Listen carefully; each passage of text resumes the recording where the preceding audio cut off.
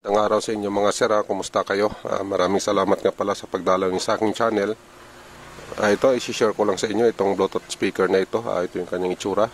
Meron siyang dalawang speaker, ayan o. At saka isang tweeter. Bali yung pinaka-amplifier nito, may tatlong speaker out yun para dito sa dalawang speaker at saka para sa kanyang tweeter. Ito nga pala mga sir, wala akong plano dito na mag-video sana kasi nga ang naisip ko kasi baka may kinalaman dun sa kanyang charging port, baka hindi ito nagcha-charge at saka yung battery niya nalubat na masyado, bali nag-protect na yung kanyang BMS kasi nga may na tayo doon, may ginawa na tayong video doon sa pagpalit ng charging port kasi kadalasan nang pupunta dito na walang power, may kinalaman sa charging port at saka yung battery nila na drain na masyado kaya yun, ayaw na mag-power. Pero ito kasi mga sir, nung nabuksan ko, na-check ko, wala siyang kinalaman dito sa hinala natin na charging port dito. Okay naman pala yung charging port niya. Ang problema, pagdating dito sa kanyang battery, nag-reading ako dito, 0 volt. Kaya ang ginawa ko, tinanggal ko yung battery dito. Nung natanggal ko yung battery niya, may reading naman siya na 3.5 volt. So, ibig sabihin, ang battery na yun, okay pa yun. Kaya lang, pag dito nakalagay sa kanyang circuit, naging 0 volt siya. So ang ibig sabihin mga sir, walang may problema dito sa kanyang circuit, shorted siya kasi nga nagsi 0 volt yung battery natin. At saka itong mga kapasitor nga pala, lumubo na ito. Ayan, napalitan na natin yan. Ito lahat, itong tatlo na ito, napalitan ko na ito mga sir. Ito, i-share ko lang sa inyo kung ano ang naging problema ng circuit nito, kung anong dahilan kung bakit naging shorted siya. Dito kasi kanina nag-read ako dito ng multimeter dito sa kapasitor na ito. Ito mga sir, may forward at saka reverse na reading, kaya doon pa lang alam na natin na shorted talaga siya. Ito mga sir, ko lang sa inyo kung anong dahilan kung bakit nag-shorted ng circuit na ito. Itong kanyang pinaka-Bluetooth amplifier. Ito, explain ko na lang siguro kasi ito, na-trouble ko na ito. Bali, ang dahilan nga pala mga sir, ito yung kanyang audio na left and right. Dalawang audio IC ang ginamit dito. Ito at saka ito. Kaya kung napapansin nyo, wala nang IC dito sa kabila kasi inalis na natin yan kasi yan ang dahilan na nag-shorted yung kanyang circuit. Pero itong isa naman, inalis ko rin naman ito pero hindi naman ito shorted, binalik natin yan. Yan yung dahilan kung bakit nag-shorted yung circuit at saka nag 0 volt yung reading ng ating battery supply. Ang ginawa ko dyan mga sir, kasi nga wala tayong IC na ganito, ito, nag-modify na lang tayo. Naglagay tayo ng ibang audio IC. Bali ito yung sa kanya, inalis ko na lang kasi shorted dito. Ito mga sir, yung galing dito. Ayan wala akong pamalit nito. Ayan. Kaya ang ginawa na lang natin ito, nag-modify na lang ako. Ito yung ginamit natin na ayan, yung kanyang audio. Itong module na ito na ang supply nito 5 volt.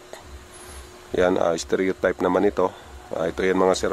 Ito na bago na itsura nito kasi na install na kasi natin. Pero ang original na itsura nito, ganito siya. Ayan ayan mga sir.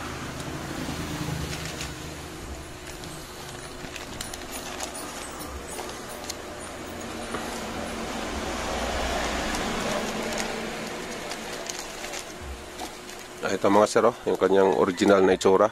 Bali ito na yung, ayan na siya nung in-install natin, ganyan na yung itsura niya. Ayan. Ito mga sir, iano ko lang sa inyo, i-share ko lang sa inyo kung paano ang connection nito. Ito mga sir, hindi naman ito mahirap i-install kasi ayan may naka-indicate naman dyan na na pangalan o yung nakasulat. Ito itong kabila. Ito yung kanyang speaker out. May sign naman yan na positive at saka negative. At ganun din dito sa kabila. Ito positive, negative. Ayan, may nakalagay naman na right at saka ito may nakalagay naman na left. Saka dito sa kabilang side, ito naman yung kailangan niya na supply, 5 volt yan, no? Positive tsaka negative. Ayan, may polarity naman siya.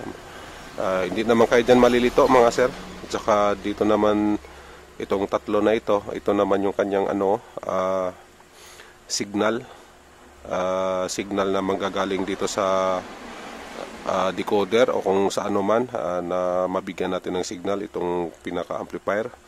Ayan, stereo type siya kasi ayan, left, right at saka left. Ito ng gitna naman, ito yung kanyang pinaka-ground. Ito mga sir, ipakita ko sa inyo kung paano ko ito in-install dito sa Bluetooth speaker na ito. Yan, yan, ganito lang itsura niyan. 5 volt supply lang ito kasi itong unit naman 5 volt naman ito. Bali yung charger nito 5 volt, yung battery nito pag napuno nasa 4.2 volt kasi ang battery nito 2 piraso. Ito mga sir, ayan, naka-parallel connection yung dalawang battery na 18650. Ito pag napuno kasi ito, ang kinalabasan nito 4.2 volt. Ayan. Ito mga sir, share ko lang sa inyo kung paano natin i-install ito. Kagaya sa ginawa ko dito. Ito. Ayan. Ito mga sir, sa pag-install nga pala nito, bali ang gawin nyo muna, ito lagyan nyo muna ng wire. Ito kagaya nito, nilagyan natin ng wire na 3 piraso dito sa kanyang ito, sa signal. Sa signal input papunta dito sa kanyang amplifier. At saka ito, maglagay na rin tayo ng wire para dito sa kanyang supply na 5 volts. Ito may dalawa na. Tsaka yung ating speaker nga pala, kailangan ito, ilagay na rin natin. Ayan, nakalagay na ito. Dalawang speaker na ito mga sir. Ito na speaker na ito na dalawa. Ayan, dito nakakunik yan, yung dalawa. Bali yung tweeter niya, bali dito lang natin kinunik yun. Dito sa kanyang isang IC na okay pa naman ito. Ayan, okay pa kasi ito, kaya yung tweeter niya, dito na lang natin ilagay. Ito na yung kanyang terminal ng tweeter. Ito, sira kasi ito dahil may problema dito sa isang line. Inalis ko na lang yan. Ayan, direct na lang natin. Ito kasi yung sa kanya. Ayan, sira na. Kaya, yan na lang yung ginawa natin. Ito mga sir, pag nalagay nyo na yung dalawang speaker, ayan, kasi stereo nga, kailangan talaga ng dalawang speaker. Ngayon, kung gusto nyo naman na isang speaker lang din, pwede din naman. Pero dito sa kanyang signal input, ang ilagay nyo isa lang din. Halimbawa yung nilagyan nyo na speaker yung right, dapat dito right din yung pinaka signal nyo dito. Bali dalawang wire lang pag isang speaker. Ngayon pag halimbawa na ganito, dalawang wire, ito i-install natin, lalagyan natin siya ng wire na ito, 3 piraso. Yan, left and right at saka ground yung gitna. Dito nga pala sa kanyang Bluetooth na speaker, ang ginawa ko dito, dito ako kumuha ng supply. Dito mga sir, pwede naman dito sa mismong battery. Yung positive, negative. Yung ginawa ko kasi dito ako kumuha sa kanyang electrolytic capacitor, dito sa main supply na ito. Ito yun mga sir. Ayan, sa positive ng capacitor ito nakakabit. Itong positive line natin, papuntang ayan, papuntang audio natin. Itong namang ground natin, dito lang natin ilagay sa ayan, common ground. Ayan, para ayan na lang kasi malaki naman yung common ground natin. At saka itong nga pala, itong kanyang signal, yung pinakagitna, ito mga sir, yung pinakagitna, dito lang din, same lang din doon sa supply natin na ground. Ayan, ito na siya mga sir, yung sa signal natin na ground. Bali nagsama lang sila sa supply natin na ground. Ayan, isa lang yan sila.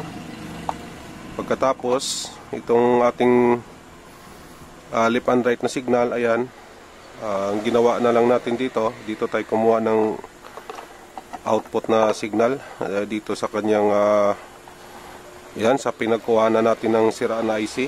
Dito mga sir, pinagsama lang natin yung yung pula at saka puti na yan.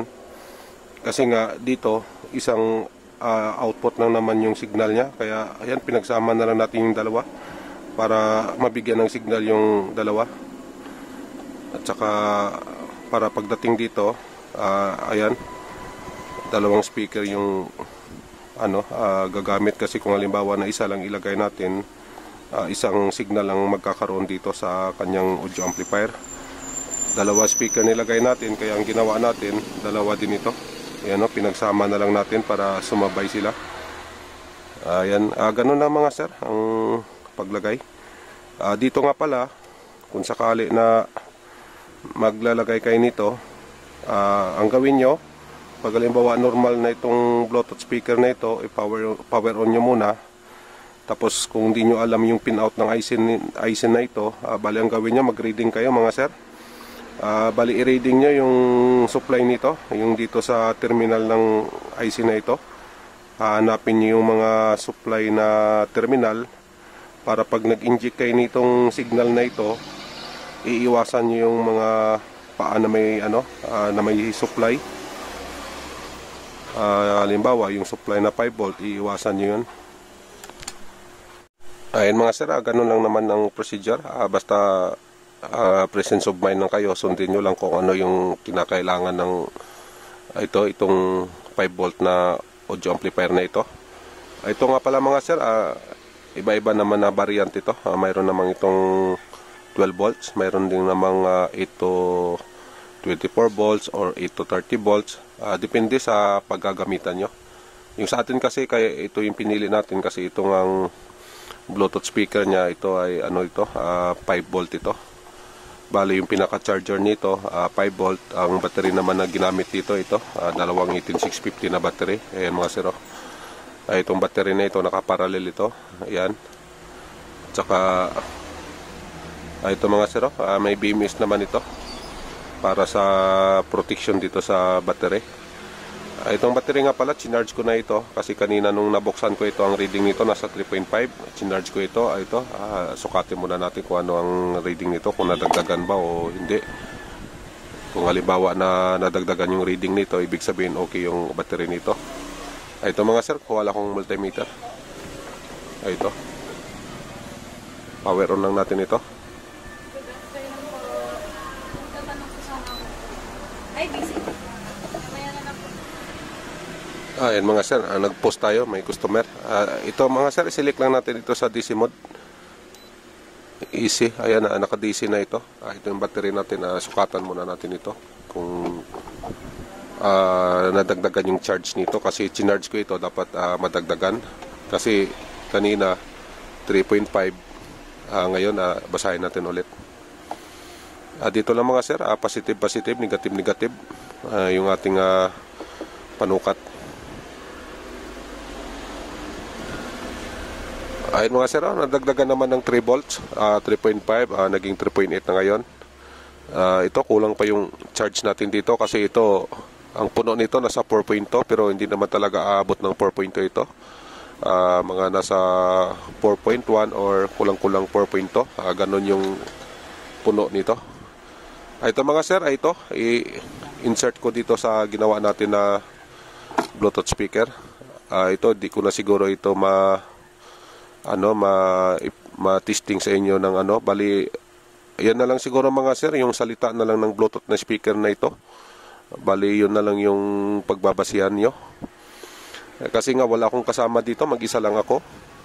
Itong cellphone ko naman, ginagamit kasi natin sa pagbibideo. Kaya yun lang siguro, yung pag nagsalita siya ng ano ba yung sinasabi nito, Bluetooth connected, ganun na lang siguro mga sir. Ito ay lagay na natin dito sa terminal ng battery. Ito yung kanyang supply. Ayun mga sir. Yun. Ganun lang siguro mga sir. Pero ito naman kasi okay na ito. Na-testing ko na ito kanina gamit itong aking cellphone. Kaya lang na ganito kasi gusto ko kasi i-share sa inyo para kung sakali na baka makatulong naman sa inyo. Ito patayin ko. Ayan, patay. Ito on natin ulit. Ayan mga sir, okay na ito. Hanggang dito na lang mga sir. God bless inyong lahat. Maraming salamat sa oras nyo. Sana makatulong itong pag-share ko sa inyo.